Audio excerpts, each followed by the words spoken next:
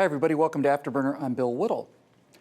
Well, as we gain a firm foothold here in the 21st century, most of us wish we had some idea of how the new century, well, perhaps the first half of it anyway, will eventually break out with regard to the perils and opportunities that face the United States in the years ahead.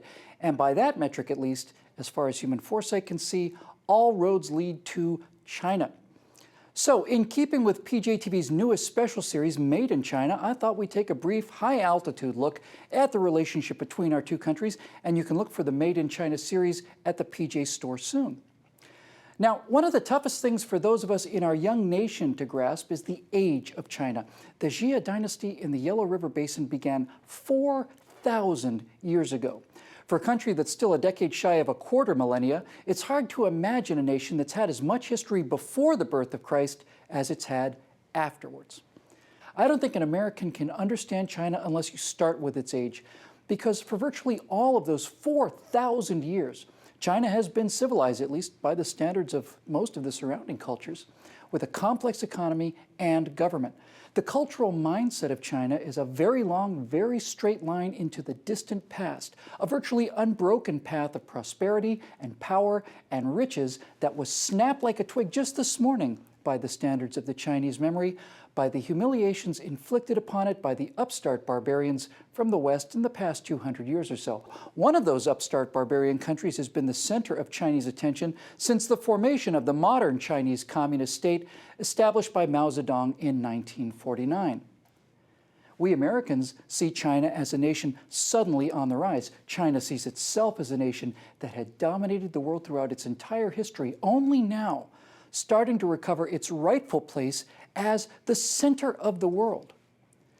Now, one of the most profound analyses of the difference between Chinese and American imaginations and aspirations made the case that China, monoracial, exceedingly conformist, static, and ancient, is essentially a farming culture whose vision is turned inwards, that sees itself as the middle kingdom, literally the center of the world, and is therefore centered upon its vast army to defend its internal farmland. Now, America, by contrast, racially and culturally diverse, exceedingly individualistic, constantly changing, and young, is essentially a trading culture whose vision is turned outward toward potential markets and centered upon a navy to protect those trade routes and opportunities.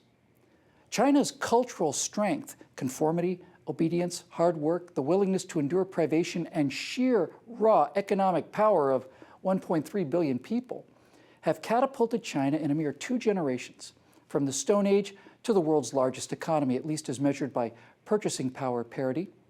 But these are industrial era virtues. Now, it's transparently obvious that China manufactures an enormous amount of the world's material goods, and this is, of course, of immense power. And if we'd remained in the industrial age, it seemed inevitable that our lot as Americans would be to watch as China grew ever stronger and we grew ever weaker. But the second wave industrial age is passing. Obviously, things still need to be made by somebody, but already we can see countries like Vietnam and Indonesia and many others out-China China by coming to market with labor costs even lower than the Eastern superpower. Now, the future seems to belong to those nations that can master the information age, the third wave economy that we become more and more enmeshed in with every passing day. And to see the nature of how different this future is from the past, all we have to do is look at this. This is the future. The components in this iPhone are manufactured from all around the world. The semiconductors from a Japanese firm, the accelerometers are from Germany, the LCD screen is from South Korea, controllers, camera, and audio chips mostly from the US, and most, if not all of them, with manufacturing centers in China. And most of the actual assembly of the iPhone is done in China.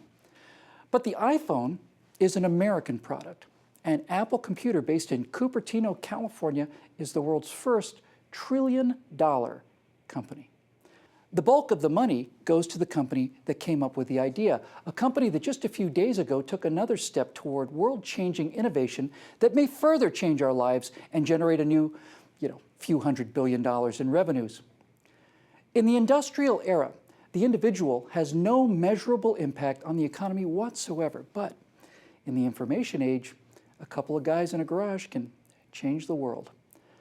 multi-billion-dollar app can and are being written by kids with nothing more than a cool idea. The future economy seems to belong not to the billion-man industrial workforce, but rather to the free-thinking individuals who can see things that aren't there yet.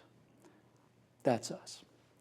And if we could just get out of our own way with regards to energy, if we could use the oil reserves, the natural gas, and the nuclear energy locked in safe, abundant thorium, well then, we could not only irrigate the deserts and make our own diesel fuel by pulling the carbon out of the air, we could, just as a side benefit, be competitive with China in manufacturing costs as well, offsetting their low labor costs with our low energy costs. Well, it's enough to make a patriotic, steely-eyed missile man hope for a little change around here.